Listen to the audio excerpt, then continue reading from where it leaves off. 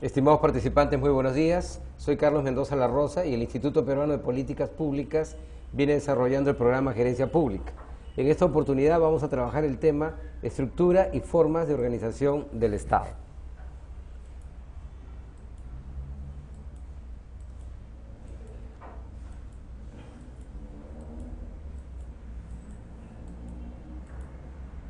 Bien, vemos pues cómo el Estado es una entidad que tiene varios elementos o dimensiones que se configuran en una sola.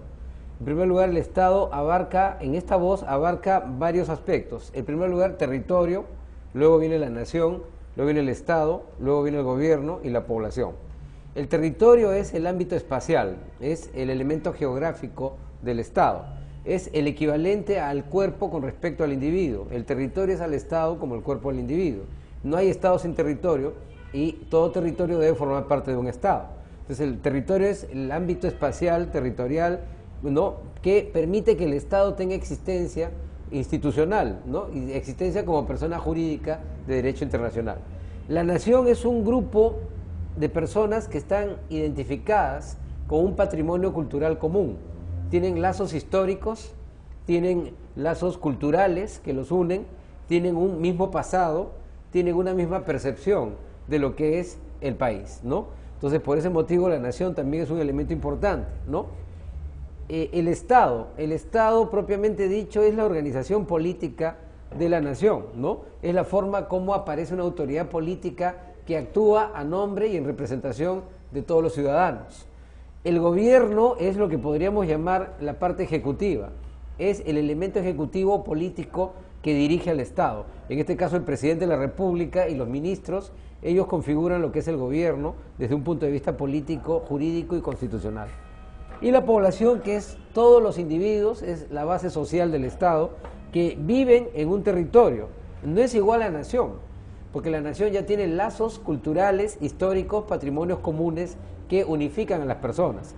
En la población puede haber incluso varias naciones, ¿no? El caso de la nación achánica, puede haber naciones diversas, pero la nación tiende a ser un elemento infaltable de todo Estado. Y para que exista el Estado tiene que haber una constitución, que es la estructura jurídica y política de ese Estado. La Constitución es al Estado como la partida de nacimiento es al individuo.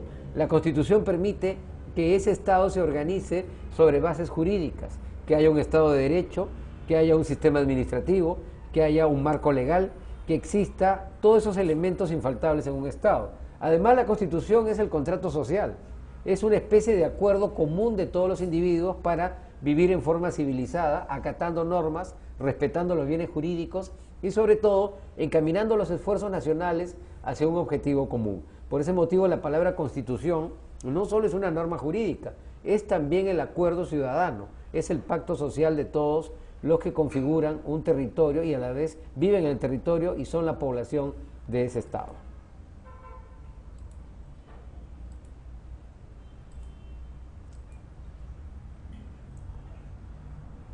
Veamos ahora la organización del Estado peruano. Este es un tema interesante y sobre todo los constitucionalistas, ¿no?, los politólogos, todos aquellos que trabajan este tema, de alguna forma ya tienen elementos comunes para definirlo, ¿no? A partir ya del año 90 al 2000, ya las definiciones de la ciencia política están consolidadas, son un caudal común al cual podemos acudir cualquiera para poder entender lo que es un Estado y lo que es el Estado peruano en particular. La organización del Estado en general responde al principio de división de poderes. Ante el poder absoluto y total del soberano, con Montesquieu como vocero, se sostiene que la única forma de controlar el poder es con otro poder de igual dimensión y naturaleza. Solo el poder detiene al poder. Y por tanto se afirma que el poder del Estado tiene que dividirse en tres. El legislativo, que es el que da las normas legales, y el ejecutivo, que es el que aplica las normas y conduce la acción de gobierno, y el judicial, que está orientado a resolver los conflictos que se presentan en la sociedad entre individuos y entre ellos y el Estado mismo. Estos poderes además deben controlarse entre sí. En otras palabras, Montesquieu es el padre de esta teoría junto con John Locke, y esta teoría se convierte en realidad a partir de las constituciones de la era de las revoluciones. Estamos hablando de Francia, la Revolución Francesa, 1789, estamos hablando de Inglaterra, ¿no? De 1648, y estamos hablando de el caso de Estados Unidos con la independencia americana el 4 de julio de 1776, ¿no? Entonces, a partir de ahí comienza esta era de las revoluciones, donde surge también el movimiento constitucionalista. Ese movimiento constitucionalista es el que consagra la tesis de Montesquieu, de los tres poderes del Estado. En otras palabras, el poder absoluto monárquico ya no puede existir en una sociedad republicana. Tiene que haber varios poderes que se equilibren. Los tres poderes del Estado son como una balanza de equilibrios, son frenos y contrapesos que impiden que un poder actúe a costa de los demás y vulnere los derechos de todos los ciudadanos. En otras palabras, es una estabilidad institucional de poderes que están equilibrados, que están contrapesados para evitar la tendencia al totalitarismo o a una monarquía. Este es el concepto de la división de poderes. Solo el poder controla el poder, ¿no? Entonces, por ese motivo, si el poder es una tendencia fuerte en un Estado, también debe haber un freno a esa tendencia, que significa la división de poderes entre tres. Si no hay división de poderes, estamos en un despotismo, estamos en una dictadura, como en otros países que todavía subsiste, ¿no? Un poder monopólico donde hay un solo gobernante que concentra el poder, un solo gobernante que legisla y un solo gobernante que juzga, como el caso de Cuba, por ejemplo, ¿no? Donde no hay división de poderes, ¿no? Hay un solo gobernante que hace lo que quiere y no hay forma de controlarlo. Además, la división de poderes en el Estado peruano es de dos tipos: horizontal, en el que se establecen tres poderes que se controlan entre sí, legislativo, ejecutivo y judicial, y vertical, en donde el poder se redistribuye en tres niveles de gobierno: central, regional y municipal. La diferencia entre estas divisiones es que los tres poderes, el legislativo, ejecutivo y judicial, son tres poderes que funcionalmente coexisten. En cambio, los tres niveles de gobierno, central, regional y municipal, son las magistraturas que se reparten en el poder territorial. El gobierno central es el gobierno del presidente de la República, el regional es el presidente de una región y el municipal es el gobierno de las municipalidades, ¿no? La indivisibilidad del poder estatal se mantiene a pesar de la distinción entre las actividades estatales y la existencia de varias competencias políticas y administrativas, descentralización, desconcentración, que no alteran la unidad funcional. La división de poderes no es una división de estados, tampoco es menoscabar la integridad del Estado. Estamos en un Estado unitario, ¿no? Entonces, hablar de que el poder está bien que se divida no significa que estemos a un camino de la anarquía. Al contrario, en una república moderna, la división de poderes es necesaria para evitar que esa república devenga en una dictadura, en un totalitarismo que nadie quiere. Además, la organización estructural del Estado se torna más compleja al incorporarse órganos constitucionalmente autónomos que cumplen importantes funciones y ejercen control en forma recíproca. ¿Cuáles son estos órganos que los tratadistas les llaman instituciones de derecho público? Estos órganos son, por ejemplo, el Ministerio Público, la Defensoría del Pueblo, el Tribunal Constitucional. Son órganos que también tienen un poder tremendo en la sociedad, pero que de alguna forma se incorporan constitucionalmente desempeñando funciones específicas, ¿no? No tienen el rango de un poder del Estado, pero sí tienen grandes capacidades de acuerdo con la ley orgánica de cada uno de ellos.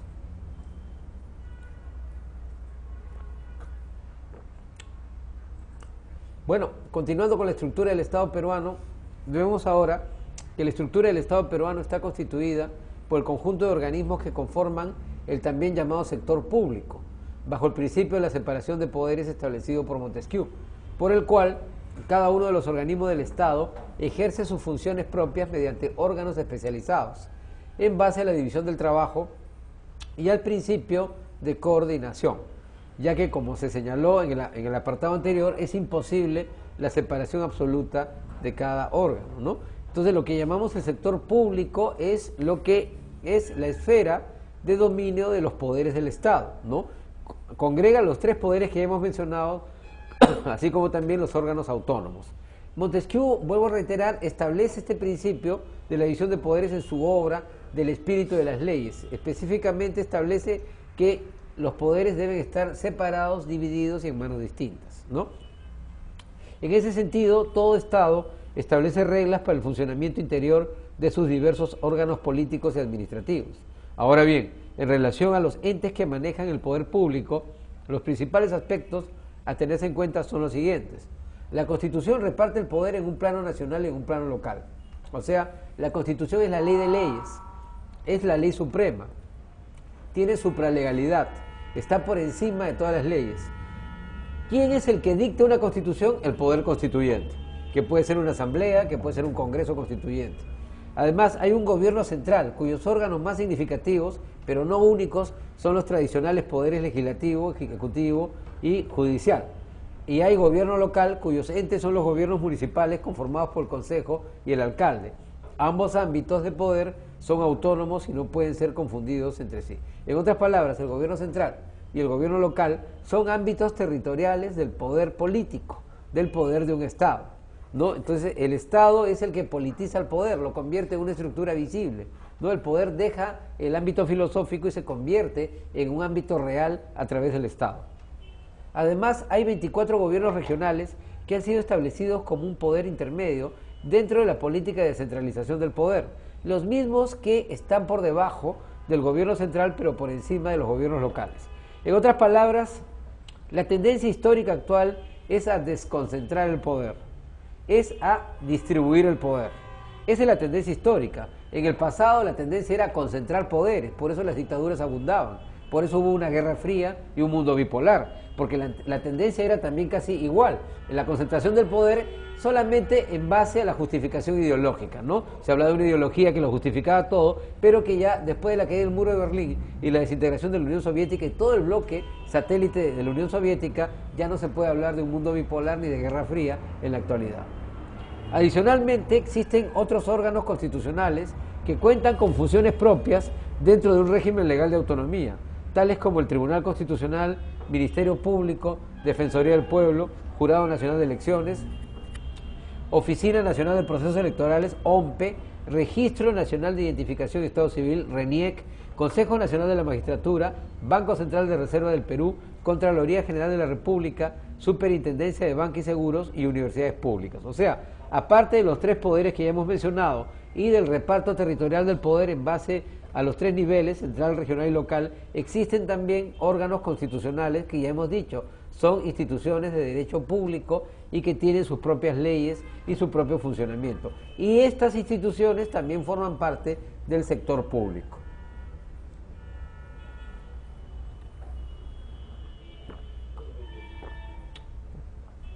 Veamos ahora la estructura organizacional.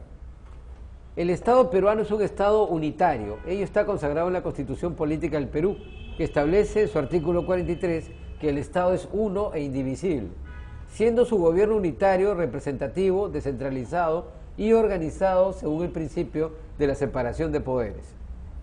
Al respecto, la separación de poderes en el Estado peruano se presenta de dos formas. La primera, según la cual existen tres poderes autónomos que se controlan entre sí y que responden al principio de división de poderes. Debemos un poquito unificar el criterio de lo que es un Estado unitario.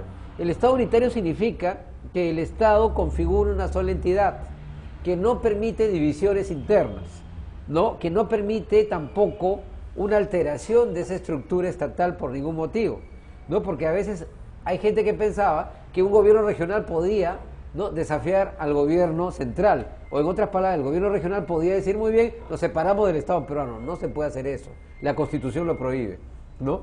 Obviamente que de repente un gobierno regional puede sentir cierto malestar con respecto al gobierno central, bueno, puede ocurrir, pero eso no significa que ese gobierno regional pueda concebir la región como algo muy distinto al territorio nacional.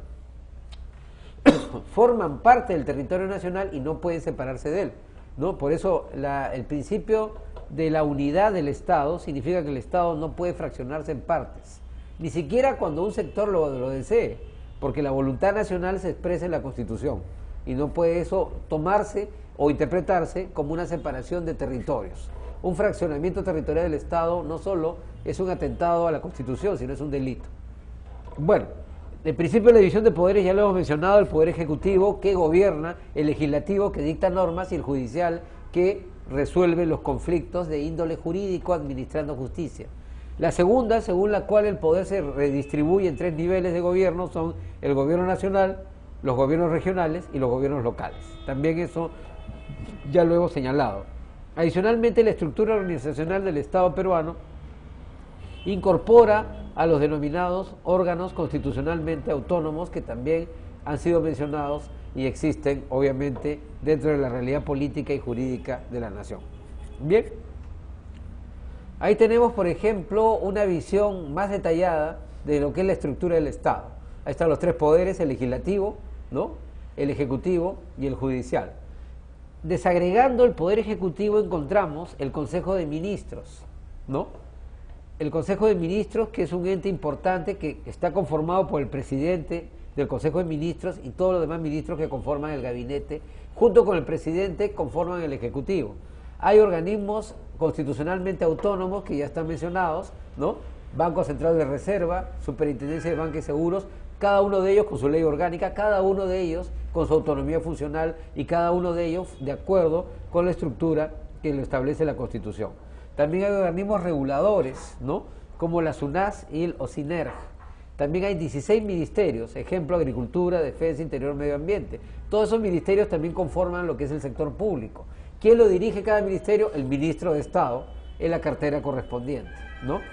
El presidente del Consejo de Ministros no tiene cartera, ¿no? Es una especie de ministro sin cartera, pero sí tiene una gran labor de coordinación política, ¿no?, que despacha con el presidente y también con todos los ministros, ¿no? Hay organismos técnicos especializados, como la OEFA, la CEPLAN, y organismos ejecutores, como la SUNAT y el INPE. El papel de la SUNAT es fundamental porque es el ente recaudador del Estado. Antes estaba separado de aduanas, ahora aduanas forma parte de la SUNAT. La SUNAT tiene una gran prerrogativa de acción, maneja inteligencia tributaria, ¿no?, y sobre todo recauda, tiene facultad de determinación, de acotación, también ejecuta embargos cuando hay deudas tributarias no pagadas, ¿no? Y el INPE, Instituto Nacional Penitenciario, que ve todo lo que es la realidad carcelaria y depende también, supuestamente, del Ministerio de Justicia. Proyectos y programas y otros ejemplos: Juntos, Alfabetización, eso ya son programas sociales, que también forman parte del Estado y que tienen un presupuesto para que se vaya aplicando y ejecutando de acuerdo con su plan de trabajo. Hay empresas públicas como el Fondo Mi Vivienda y Corpac, ¿no? Entonces, esta es la estructura ya más detallada de lo que es el Estado y todos los entes que lo configuran. Bien, estimados amigos, muchas gracias. Será hasta la próxima oportunidad.